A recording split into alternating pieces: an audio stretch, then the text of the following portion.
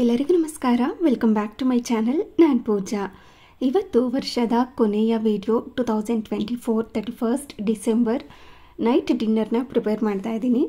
ಏನು ಅಂತಂದರೆ ಅಮ್ಮ ಊರಿಂದ ಸೊಪ್ಪನ್ನ ತಂದುಕೊಟ್ಟಿದ್ರು, ಅದನ್ನು ಹಾಕಿ ಪಲ್ಯ ಮತ್ತು ಬಸ್ಸಾರು ಮಾಡೋಣ ಅಂತ, ಹಾಗೆ ಸ್ವಲ್ಪ ಮಾತಾಡಿಕೊಂಡು ಅಡುಗೆ ಮಾಡೋಣ ಅಂತ ಅಂದ್ಕೊಂಡು ಇದೊಂದು ವಿಡಿಯೋನ ಶೂಟ್ ಮಾಡ್ಕೊಂಡಿದ್ದೆ.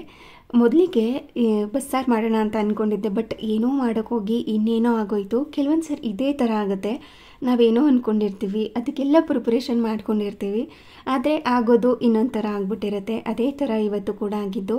ನಾನೇನೋ ಅಡುಗೆ ಮಾಡ್ಕೋಬೇಕು ಅಂತ ಇದ್ದೆ, ಅದು ಏನೇನೋ ಆಗಿ ಇನ್ಯಾವ ಥರನೋ ಅಡುಗೆ ಆಯಿತು. ಅದನ್ನು ಕೂಡ ಶೇರ್ ಮಾಡ್ತೀನಿ. ಕೆಲವೊಂದು ಸರಿ ಹಿಂಗಾದಾಗ ಯಾವ ರೀತಿ ಮ್ಯಾನೇಜ್ ಮಾಡ್ಕೋಬೇಕು ಅಂತ ಎಲ್ಲರಿಗೂ ಗೊತ್ತಿರೋದೆ. ಕೆಲವೊಬ್ಬರಿಗೆ ಸಣ್ಣ ಪುಟ್ಟ ಐಡಿಯಾ ಇದ್ರೂ ಕೂಡ ವರ್ಕ್ ಆಗಲಿ ಅನ್ನೋ ಕಾರಣಕ್ಕೋಸ್ಕರ ಇದೊಂದು ಐಡಿಯಾನ ಶೇರ್ ಮಾಡ್ತಾಯಿದ್ದೀನಿ ಅಷ್ಟೇ. ಮೊದಲಿಗೆ ಸೊಪ್ಪನ್ನು ತೊಳೆದಿಟ್ಕೋತಾ ಇದ್ದೀನಿ. ಅಂದರೆ ಇದರಲ್ಲಿ ಜಾಸ್ತಿ ಮಣ್ಣೆಲ್ಲ ಇರೋದಿಲ್ಲ. ನಾರ್ಮಲಾಗಿ ಪಾಲಕ್ ಸೊಪ್ಪು ಆಗಿರ್ಬೋದು, ಮೆಂತ್ಯ ಸೊಪ್ಪು, ಪುದೀನ ಸೊಪ್ಪು, ಕೊತ್ತಂಬರಿ ಸೊಪ್ಪು, ಇದೆಲ್ಲ ಚಿಕ್ಕ ಚಿಕ್ಕ ಗಿಡಗಳಲ್ವ. ಸೊ ಹಾಗಾಗಿ ಅದರಲ್ಲಿ ಜಾಸ್ತಿ ಮಣ್ಣು ಕುತ್ಕೊಂಡಿರುತ್ತೆ. ಬಟ್ ಇದು ಗಣಕೆ ಸೊಪ್ಪು ಅಂತ ಹೇಳ್ತಾರೆ. ಅಂದರೆ ಕಪ್ಪು ಹಣ್ಣು ಬರುತ್ತಲ್ವ ಇದರಲ್ಲಿ, ಆ ಥರ ಸೊಪ್ಪು ಇದು. ಅಂದರೆ ಸ್ವಲ್ಪ ಉದ್ದವಾಗೇ ಬೆಳೆದಿರುತ್ತಲ್ವ, ಇದರಲ್ಲಿ ಜಾಸ್ತಿ ಮಣ್ಣೆಲ್ಲ ಇರೋದಿಲ್ಲ, ಸ್ವಲ್ಪ ಧೂಳು ಕೂತಿರುತ್ತೆ ಅಷ್ಟೇ. ಅಲ್ಲದೆ ಊರಿಂದ ತೊಗೊಂಡು ಬಂದಿರೋದಲ್ವ, ಹಾಗಾಗಿ ಜಾಸ್ತಿ ಕೂಡ ಗಲೀಜಿರೋದಿಲ್ಲ. ಒಂದೆರಡು ಸಾರಿ ವಾಶ್ ಮಾಡಿಕೊಂಡ್ರೆ ಸಾಕು. ಇವಾಗ ಅದನ್ನೆಲ್ಲ ನೀರಲ್ಲಿ ನೆನೆಸಿಟ್ಟಿದ್ದೆ. ಒಂದೆರಡು ಸತಿ ವಾಶ್ ಮಾಡ್ಕೊಂಡಿದ್ದ ನಂತರ ಇವಾಗ ಸೋರು ಹಾಕೋತಾ ಇದ್ದೀನಿ. ಹಾಗೆ ನಿಧಾನಕ್ಕೆ ಅಡುಗೆನೂ ಕೂಡ ಸ್ಟಾರ್ಟ್ ಮಾಡ್ಕೋಬೋದು, ಇದೊಂದು ಸಣ್ಣ ಪುಟ್ಟ ಕೆಲಸಗಳೆಲ್ಲ ಮುಗಿಸ್ಕೊಂಡ್ರೆ ಅಂತ. ಹಾಗೆ ಮಸಾಲೆ ಎಲ್ಲ ರುಬ್ಕೊಳ್ಳೋದಿತ್ತು, ಪಲ್ಯಕ್ಕೆಲ್ಲ ರೆಡಿ ಮಾಡ್ಕೊಳ್ಳೋದಿತ್ತು, ಅದನ್ನೆಲ್ಲ ರೆಡಿ ಮಾಡ್ಕೋತಾ ಇರ್ತೀನಿ.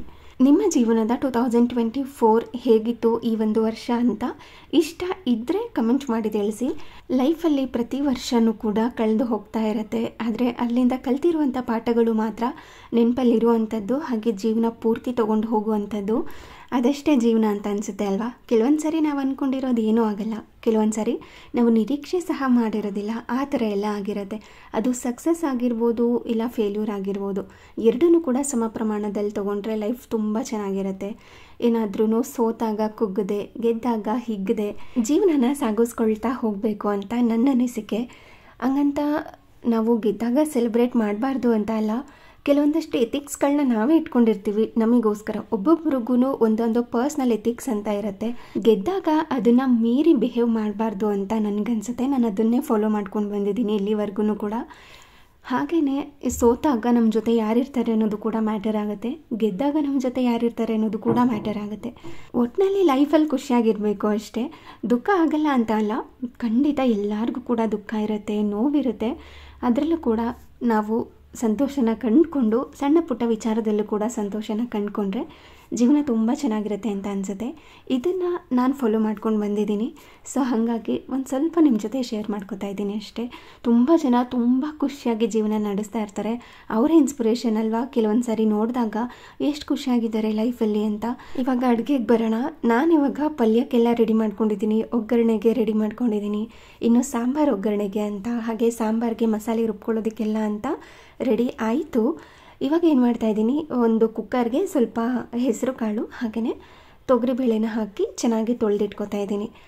ಯೂಶಲಾಗಿ ನಾನು ಯಾವುದೇ ಕಾಳುಗಳನ್ನ ಬೇಯಿಸೋವಾಗ, ಅಂದರೆ ಸಾಂಬಾರು ಏನಾದರೂ ಮಾಡ್ಕೊಳ್ಳೋವಾಗ ನೆನೆಸೆಲ್ಲ ಇಟ್ಕೊಳ್ಳೋದಿಲ್ಲ, ಡೈರೆಕ್ಟಾಗಿ ಹಾಕಿನೇ ಮಾಡ್ಕೋತೀನಿ. ಆದರೂ ಕೂಡ ಇವತ್ತು ಹೆಂಗಾಗೋಯ್ತು ಅಂತಂದರೆ ಒಂದೇ ಕೂಗ್ಸಿರೋದು, ಆದ್ರೂ ಕೂಡ ತುಂಬ ಚೆನ್ನಾಗಿ ಬೆಂದೋಗ್ಬಿಡ್ತು. ಪಲ್ಯ ಮಾಡೋದಕ್ಕೆ ಆಗಲಿಲ್ಲ. ಆದರೆ ರೆಡಿ ಮಾಡ್ಕೊಂಡಿದ್ದು ಮಾತ್ರ ಪಲ್ಯಕ್ಕೆ, ಬಸ್ಸಾರಿಗೆ ಮತ್ತು ಸಾಂಬಾರಿಗೆ ಈ ಥರ ಎಲ್ಲ ರೆಡಿ ಮಾಡ್ಕೊಂಡಿದ್ದೆ. ಅಂದ್ಕೊಂಡಿದ್ದೆ ಒಂದು ಅಡುಗೆ, ಆದರೆ ಮಾಡಿದ್ದೆ ಇನ್ನೊಂದು ಅಡುಗೆ, ಆ ಥರ ಆಗೋಗಿತ್ತು. ಇವಾಗ ಇದನ್ನು ಕೂಗೋದಕ್ಕೆ ಇಟ್ಕೊಂಡಿದ್ದೆ. ಅದು ಕೂಗೋ ಅಷ್ಟರಲ್ಲಿ ಮಿಕ್ಕೊಂಡಿರೋವಂಥ ಕೆಲಸಗಳನ್ನೆಲ್ಲ ಮಾಡ್ಕೊಳ್ಳೋವಂಥದ್ದು. ಅಂದರೆ ಇವಾಗ ಸೊಪ್ಪನ್ನು ಕತ್ತರಿಸ್ಕೊಳ್ಳೋದಾಗಿರ್ಬೋದು, ಹಾಗೆ ಪಲ್ಯಕ್ಕೆಲ್ಲ ರೆಡಿ ಮಾಡ್ಕೊಳ್ಳೋದಾಗಿರ್ಬೋದು, ಈ ಥರ ಎಲ್ಲ ಸಣ್ಣ ಪುಟ್ಟದ್ದು ಕೆಲವೊಂದು ಪ್ರಾಪರಾಗಿ ಪ್ಲ್ಯಾನ್ ಮಾಡಿಕೊಂಡ್ರೆ ಅಡುಗೆ ಬೇಗ ಆಗುತ್ತೆ. ಆದರೆ ನಾವು ಅಂದ್ಕೊಂಡಿರೋ ಅಡುಗೆ ಆಗುತ್ತೆ ಅನ್ನೋದೇ ಅನುಮಾನ ಅಷ್ಟೇ. ಸಮ್ಟೈಮ್ಸ್ ಈ ಥರ ಆಗುತ್ತೆ, ತುಂಬ ಜನಕ್ಕೆ ಈ ಥರ ಆಗಿರುತ್ತೆ. ಏನೋ ಮಾಡ್ಕೊಳ್ಳೋದಕ್ಕೆ ಹೋಗಿ ಇನ್ನೇನೋ ಮಾಡಿರ್ತೀವಿ. ಅದೇ ಥರನೇ ಆಗೋದು ಲೈಫಲ್ಲೂ ಕೂಡ. ಹಾಗೆ ಬೇರೆಯವ್ರ ಲೈಫ್ನ ನೋಡಿ ನಮ್ಮ ಲೈಫ್ನ ನಾವೇ ಜಡ್ಜ್ ಮಾಡ್ಕೋಬಾರ್ದು. ಅವ್ರ ಲೈಫ್ ಹಾಗಿದೆ, ನಮ್ಮ ಲೈಫ್ ಹಿಂಗಿದೆ ಅನ್ನೋದಕ್ಕಿಂತ ನಮ್ಮ ಲೈಫ್ ತುಂಬ ಚೆನ್ನಾಗಿದೆ, ನಾವು ಇನ್ನೂ ಬೆಟರ್ ಆಗಿದ್ದೀವಿ ಅಂತ ಅಂದ್ಕೊಂಡು ಜೀವನನ ಮಾಡಬೇಕಷ್ಟೇ ಅಲ್ವಾ. ಇದೇನೋ ಜೀವನದ ಪಾಠ ಹೇಳ್ತಿದ್ದಾಳೆ ಅಂತ ಅಂದ್ಕೋಬೇಡಿ, ಆದರೆ ಜೀವನ ಇರೋದೇ ಹಂಗೆ. ನಾವು ಖುಷಿಯಾಗಿರಬೇಕು ಅಂತಂದರೆ ಬೇರೆಯವ್ರ ಜೀವನದ ಜೊತೆ ನಮ್ಮ ಜೀವನನ ಕಂಪೇರ್ ಮಾಡ್ಕೊಳ್ಳೋದಕ್ಕೆ ಹೋಗಬಾರ್ದು. ಅವ್ರದ್ದೇ ಬೇರೆ ಜೀವನ, ನಮ್ಮದೇ ಬೇರೆ ಜೀವನ. ಅವ್ರ ಲೈಫ್ ಸ್ಟೈಲೇ ಬೇರೆ ಇರುತ್ತೆ, ನಮ್ಮ ಲೈಫ್ ಸ್ಟೈಲೇ ಬೇರೆ ಇರುತ್ತೆ. ನಮ್ಮ ಥಿಂಕಿಂಗ್ ಕೆಪಾಸಿಟಿನೇ ಬೇರೆ, ಅವ್ರ ಥಿಂಕಿಂಗ್ ಕೆಪಾಸಿಟಿನೇ ಬೇರೆ. ಒಳ್ಳೆಯದನ್ನು ಅಳವಡಿಸ್ಕೊಳ್ಳೋದ್ರಲ್ಲಿ ಯಾವುದೇ ಥರ ತಪ್ಪಿಲ್ಲ. ಹಂಗಂತ ಬೇರೆ ಯಾರೋ ಏನೋ ಮಾಡ್ಕೋತಾ ಇದ್ದಾರೆ ಅಂತಂದರೆ ಅದು ನಾವು ಮಾಡ್ಕೋಬೇಕು, ನಮ್ಮ ಲೈಫಲ್ಲಿ ಆಗ್ತಾಯಿಲ್ಲ ಅಂತ ಅನ್ನೋದು ಮೂರ್ಖತನ. ಅದರಿಂದ ನಮ್ಮ ಮೆಂಟಲ್ ಹೆಲ್ತ್ ಹಾಗೆ ನಮ್ಮ ಹೆಲ್ತ್ ಕೂಡ ಹಾಳಾಗುತ್ತೆ. ಸೊ ಹಾಗಾಗಿ ಕಂಪ್ಯಾರಿಸನ್ ಮಾಡ್ಕೊಳ್ಳೋದನ್ನು ಬಿಟ್ಬಿಟ್ರೆ ಲೈಫ್ ತುಂಬ ಚೆನ್ನಾಗಿರುತ್ತೆ. ನಾನು ಕೂಡ ಬೇರೆಯವ್ರ ಲೈಫ್ನ ನನ್ನ ಲೈಫ್ ಜೊತೆ ನಾನು ಕಂಪೇರ್ ಮಾಡ್ಕೊಳ್ಳೋದೇ ಇಲ್ಲ. ಈ ನಡುವೆ ಕೆಲವೊಂದು ಎಕ್ಸ್ಪೀರಿಯೆನ್ಸ್ ಮಾಡ್ಕೊಳ್ತಾ ಬರುತ್ತೆ, ಹೇಳಿದ ತಕ್ಷಣ ಬಿಟ್ಬಿಡೋದಕ್ಕೂ ಆಗೋದಿಲ್ಲ. ಅದನ್ನು ನಮಗೆ ನಾವು ಅರ್ಥ ಮಾಡ್ಕೊಂಡ್ರೇ ಅದು ರಿಯಲೈಸ್ ಆಗೋದು.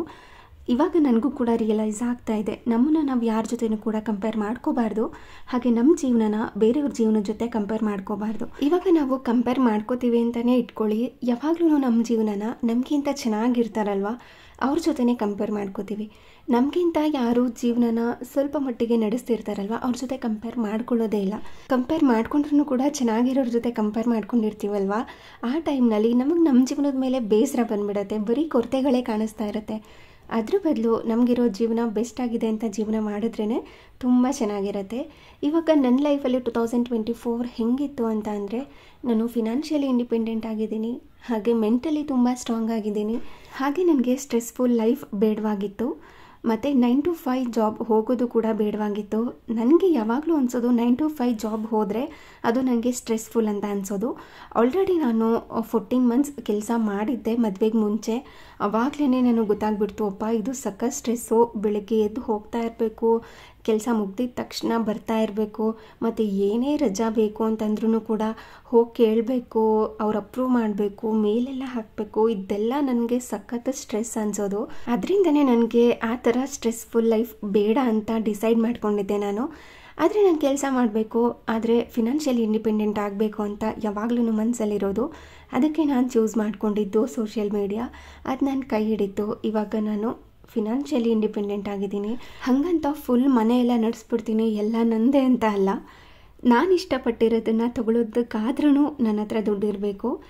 ನಾನು ಇಷ್ಟಪಟ್ಟವ್ರಿಗೆ ಅವ್ರು ಇಷ್ಟಪಟ್ಟಿದ್ದನ್ನು ಬೇರೆಯವ್ರ ಹತ್ರ ದುಡ್ಡು ಇಸ್ಕೊಳ್ಳದೆ ಕೊಡಿಸೋ ಅಷ್ಟಾದ್ರೂ ಫಿನಾನ್ಷಿಯಲಿ ಇಂಡಿಪೆಂಡೆಂಟ್ ಆಗಿರಬೇಕು. ಆವಾಗಲೇ ಲೈಫ್ ತುಂಬ ಚೆನ್ನಾಗಿರುತ್ತೆ. ಬೇರೆಯವ್ರ ಹತ್ರ ದುಡ್ಡು ಇಸ್ಕೊಂಡು, ಅಂದರೆ ಇವಾಗ ಗಂಡನ ಹತ್ರನೋ ಅತ್ತೆ ಹತ್ರನೋ ಮಾವನ ಹತ್ರನೋ ಇಲ್ಲ ಪೇರೆಂಟ್ಸ್ ಹತ್ರನೋ ದುಡ್ಡು ಇಸ್ಕೊಂಡು ಇನ್ನೊಬ್ಬರಿಗೆ ಗಿಫ್ಟ್ ಕೊಡಿಸೋದು ಹೇಗಿದೆ, ನಾವು ದುಡ್ದಿರೋದ್ರಲ್ಲಿ ಗಿಫ್ಟ್ ಕೊಡಿಸೋದು ಹೇಗಿದೆ ಅಲ್ವಾ, ಅದು ತುಂಬಾ ಡಿಫ್ರೆನ್ಸ್ ಇರುತ್ತೆ. ಅದ್ರ ಖುಷಿನೇ ಬೇರೆ ಅಂತಲೇ ಹೇಳ್ಬೋದು. ಇನ್ನು ಕೆಲವು ಹೆಣ್ಮಕ್ಳು ಎಷ್ಟು ಸ್ಟ್ರಾಂಗ್ ಆಗಿರ್ತಾರೆ ಅಂತಂದರೆ ಅವ್ರ ಆ್ಯಟಿಟ್ಯೂಡ್ ನೋಡಿದಾಗಲೇ ಗೊತ್ತಾಗ್ಬಿಡುತ್ತೆ ಇವರೆಷ್ಟು ಸ್ಟ್ರಾಂಗ್ ಆಗಿದ್ದಾರೆ ಅಂತ.